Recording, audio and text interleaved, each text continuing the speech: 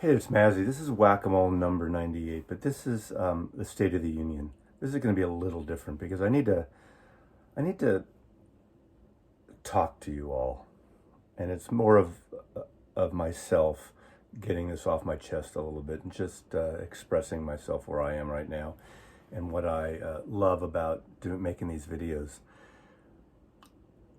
Whack-A-Mole 98, as you know, 98 of them. Wow. Random record pulls. I do them sometimes my CD room, my jazz section, my Beatles section, mostly my vinyl room. I've had a few bonus editions and a few just hangouts with friends, and hopefully to have a little bit of that at 100. But I want to talk about a few things. First of all, it's come up, and I know now. Okay, I've been thinking about how to express this. I do this under the umbrella of what on YouTube here is called the vinyl community. There's no membership. It's a loose band of ragtag record collectors of all types, sizes, shapes, countries, continents, and the like. And I've gotten to know a lot of great people here. I've made actually really close friends, a few I've met in person, but a lot that I just haven't. People that I do talks and text to regularly or semi-regularly, and it's been wonderful. And again, from around the world, some with different tastes, some with similar taste, and I love to share music. I started this thing about 3 years ago, and I really appreciate the response, and I'm gobsmacked by the response, and I'm on my way to 6,000 subscribers, and as it has been pointed out by others and myself, it's about not the subscribers, but about the viewers and their responses. And I read every single response. I don't always respond to them, but I really appreciate it. And this kind of came up because I don't usually like to bitch unless it's about politics or, that whole thing, which I'm not going to get into in this video. So it's okay. You don't have to skip ahead for that. But as you get more subscribers, as you get more viewers, you also get more people trolling you. And I have people that correct me. Now, here's one correction I'll say right off the bat. I just posted a video, Memories of a Vinyl Junkie 1976. And those are, in a way, this has become a vlog for me, a video log of my interests, my love for this music, and what I was going through personally, and my history, my memories, exactly what the title says. And I've gotten really amazing response. I just did one from 1976, and the thumbnail included in my little, there's a little video montage within that vlog from 1976, has a picture of me, and it represents 1976. And the reason I picked that picture, because someone took it on and I had a good print of it, a negative of it, and I realized it was taken in 1978. I've been called out for it. And it was taken when I worked for ABC Records at a Tower record store, because I put it in there because I'm holding the first Tom Petty record that came out in 1976. So that's how I saw it. But of course, you guys are crafty. You saw that, that Poco record didn't come out till 1977. That other record didn't come out. So I was in the P section of the Tower Records, Columbus and Bay in San Francisco, doing an inventory for ABC Records. So I wasn't trying to slip something through. That picture represented my video of 1976, but it was taken 2 years later when I worked for ABC Records. Okay. But I love that people are looking behind. Of course, we all love, we're record nerds, and we love seeing record store pictures from the 70s. It's kind of exciting seeing a stack of records, like one album like that in a bin of an artist, with Pink Floyd to the left and everything, and my beautiful tight jeans. And anyway, the thing about trolls, there's a guy that's been trolling me, and up until now I haven't blocked many people, and I'm deciding I think I'm going to block this guy, because I mentioned in the video that he started commenting on one of my videos where I had this whole coffee prep, and he said, "What the fuck with the coffee prep?" He did another comment on one of my videos about you only have 5,000 subscribers. You're overrated. And okay, it's funny, it's fun. Let it go, let it slide. I usually don't engage, but after this 1976 video, he started saying, "You weren't at the last waltz." When I saw the title, and 40 minutes in, I had to wait, and I saw your comment that you were at the last waltz. I have friends, I've seen the video, we're at the last waltz, there were long tables up, and that's still there. If you want to go read that thread, you can comment or not comment, but I don't get it. I was at the last waltz with Brooks and David, and my friend Coleman was there too. I bought a ticket. I live in San Francisco. I was in the music business. I worked in a record store. Of course, any way I could, I'd get to that concert. I don't even get why someone would bring that up and fight me on it. So that's my bitch of that. So I don't know. I guess I'm just more frustrated a little bit. I mean, again, trolling saying, naked girls 3 minutes, 21 seconds in, or your pants are too tight, or I saw your butt crack when you reached for that record. I don't care about that shit. Whatever you want to say. And that kind of stuff is funny. And anyway, that's my my State of the Union about these videos in recent times.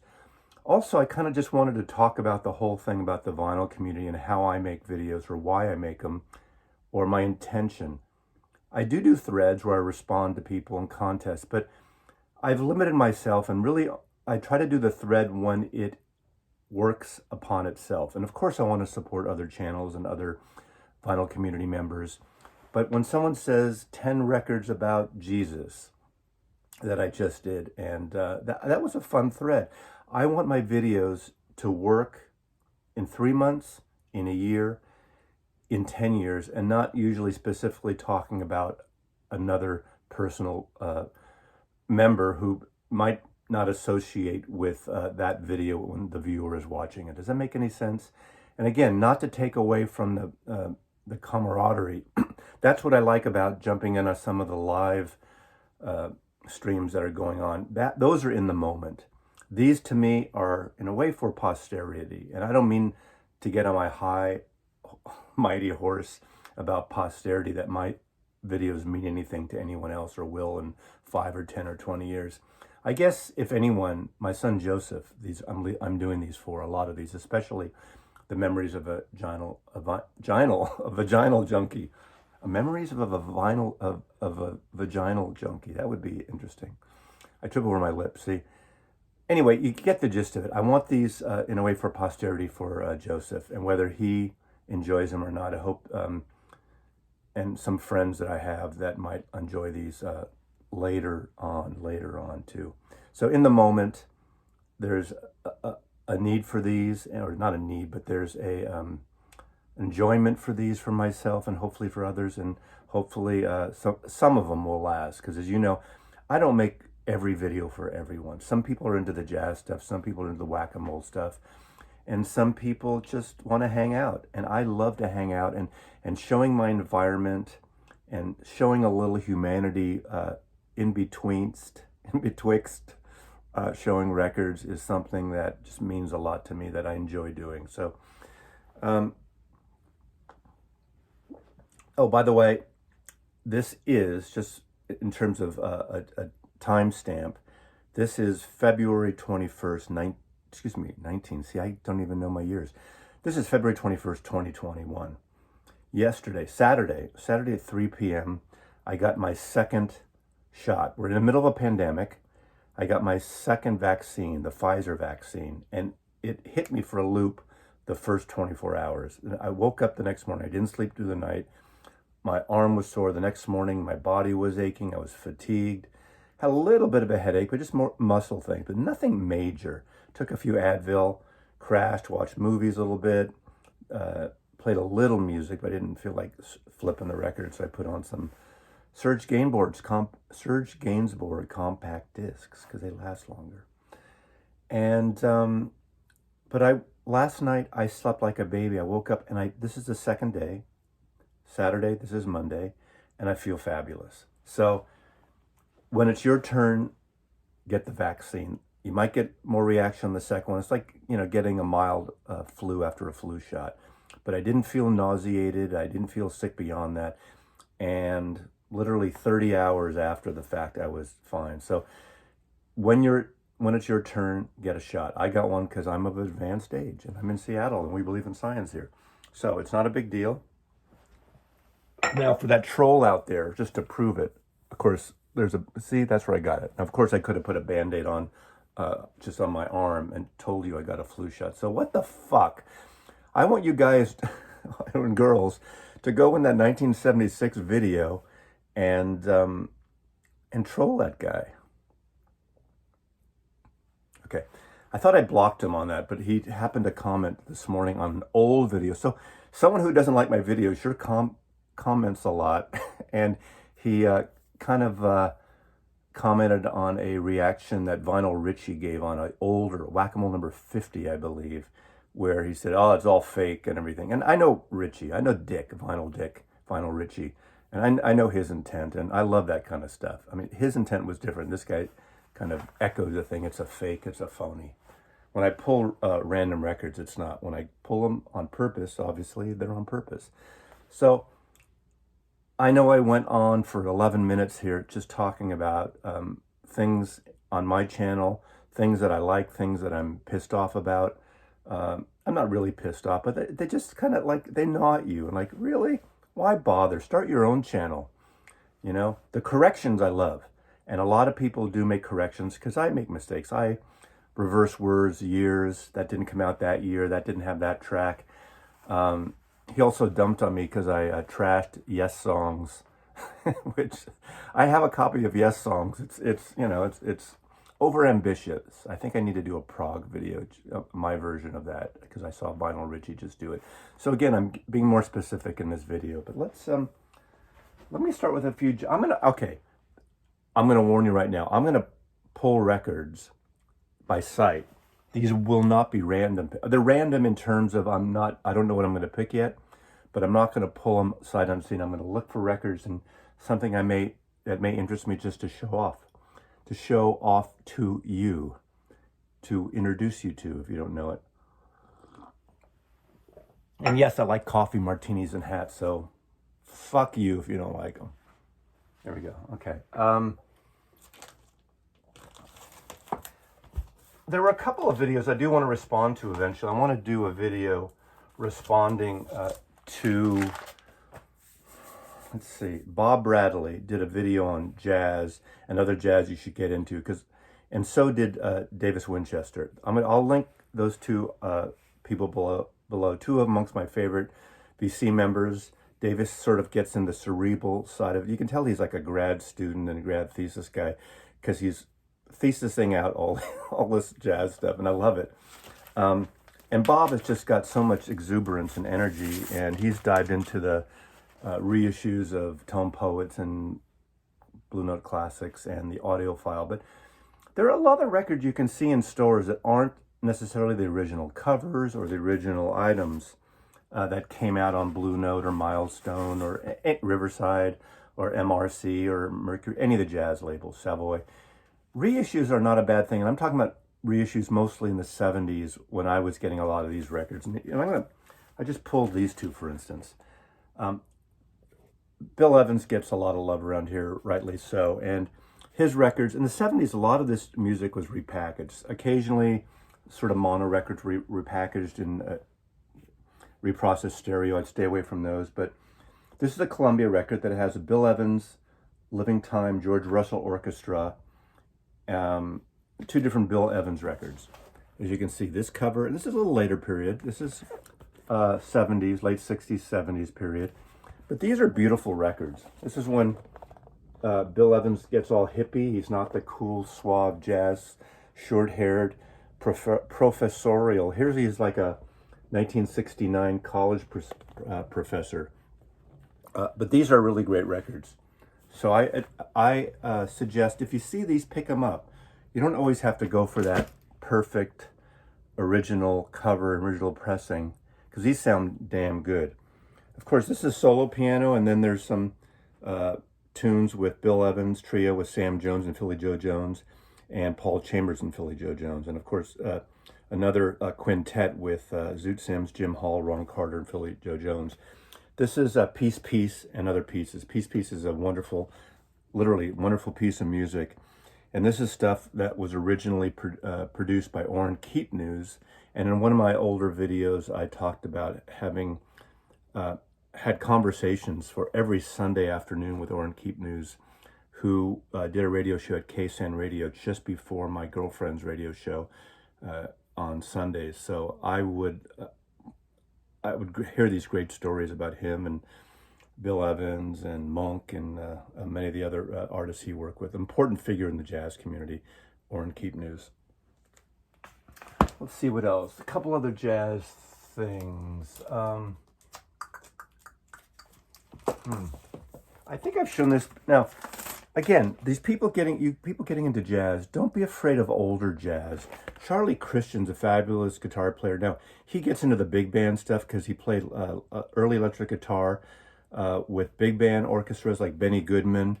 And these comps, Solo Flight, The Genius of Charlie Christian, with the Benny Goodman and his orchestra. A lot of Benny Goodman stuff. So there's a lot of that big band stuff. So it's not just your typical guitar solo stuff, but a pioneer, wonderful pioneer with a cool fucking hat. So Charlie Christian, check him out too. There's a lot of talk of Miles Davis on the video, rightly so.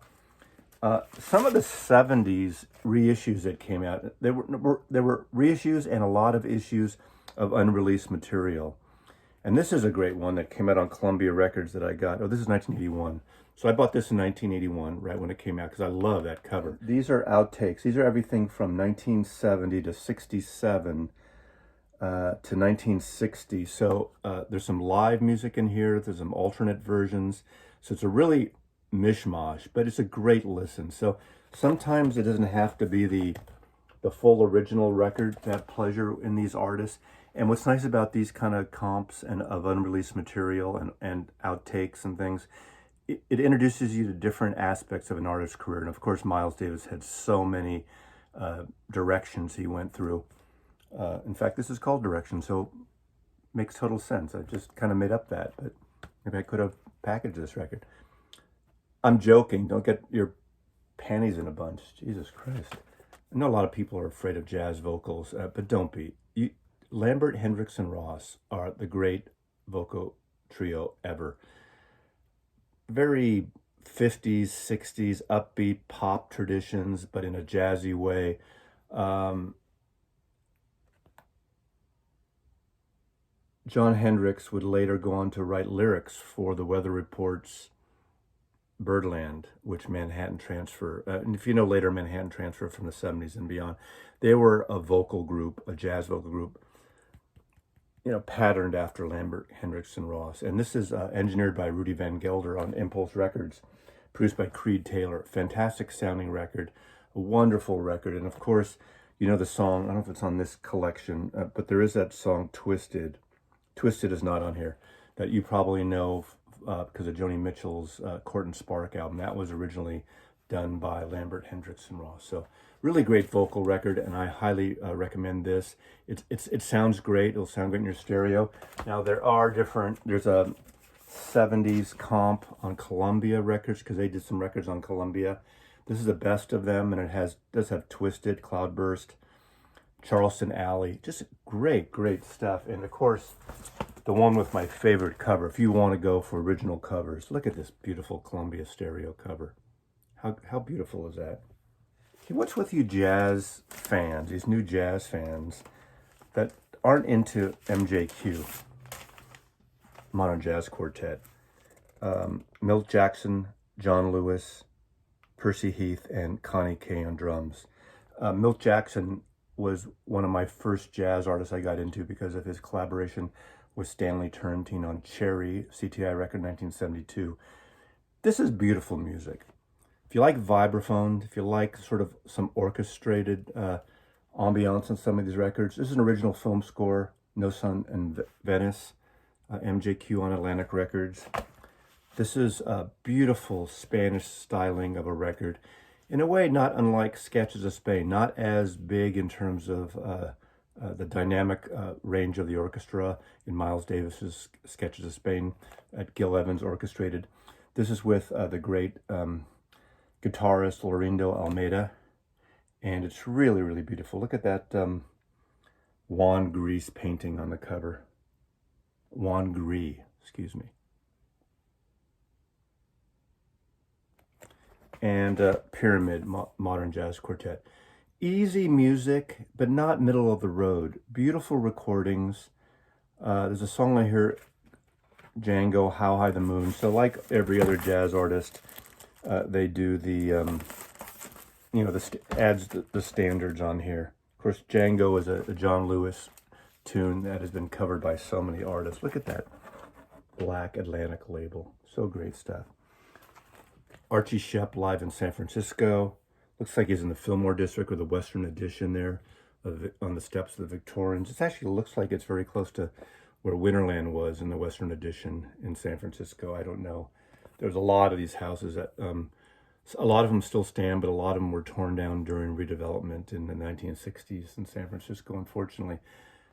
This is a bit of an outdoor, it's the Both And Club. The Both And Club. That's way before my time, or not. I wasn't going to clubs in 1966.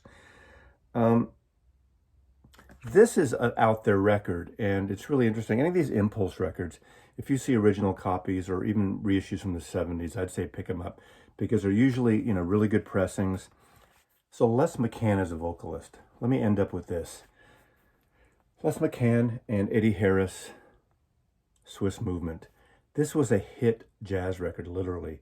Compared to what, with a vocal by Les McCann, was on the pop charts. It was actually played on Top 40 radio in 1969, 1970. Really great record. Live, has a feeling of a lot of energy. Compared to what? Soulful. This is like a soul album in a way, or a soul song, at least that song. The rest of it is a little more straight ahead jazz stuff. But it's got You Got In Your Soulness, The Generation Gap. It's definitely a record of its time, but in a good way. So 1969, Les McCann, Eddie Harris, Swiss Movement. Highly recommended to jump in the soul jazz bandwagon and just literally kind of soul pop in a way. Incredible record, highly recommended. Got that vocal, that was the hit single. And even if you don't think you've heard it, I bet you've heard it. Mazzy loves you.